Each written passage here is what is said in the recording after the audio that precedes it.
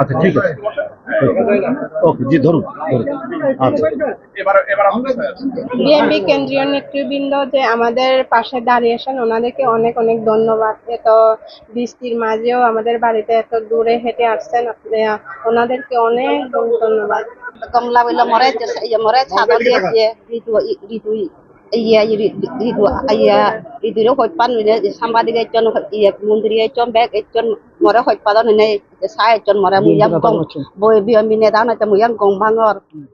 আপনার সংস্কারের কথা বলুন, আর আজকে যে নির্বাচন নিয়ে নানা ধরনের নির্বাচনকে পেছানোর নানা বয়ান আমরা শুনতে পাচ্ছি, সেগুলো কোনো কাজে লাগবে না। আমরা চাই এই সমস্ত মানুষ যারা এখানে আছেন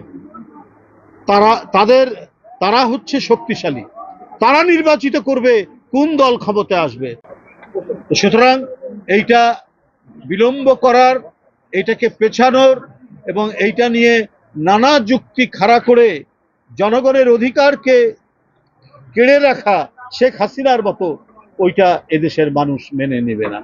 শেখ হাসিনা নানা কথা বলে এবং তথাকথিত নির্বাচন দিনের ভোট রাত্রে করেছেন, ভোট কেন্দ্রে ভোটাররা যেতে পারেনি, কুকুর বিড়াল ঘোরাফেরা করেছে।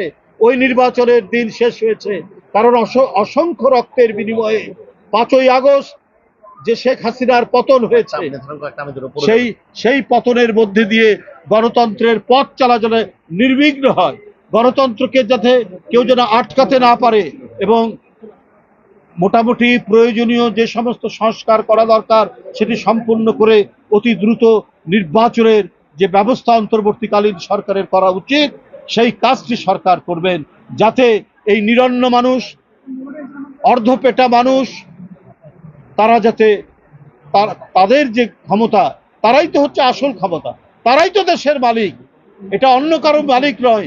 ঢাকার প্রেস ক্লাবের সামনে অথবা অন্য কোনো মঞ্চে গিয়ে বড় বড় কথা বলেন, আর একবারে প্রত্যন্ত অঞ্চলে মানুষ কিভাবে আছে এইটা দেখার আপনাদের সময় নেই।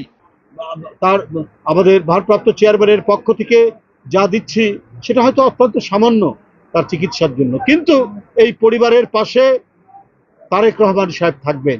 আপনারা নিজেদেরকে একা ভাববেন না, আপনাদের পাশে বাংলাদেশের বৃহত্তর রাজনৈতিক সংগঠন বিএনপি আপনাদের পাশে আছে এবং তার নেতা তারেক রহমান সাহেব আপনাদের পাশে আছে।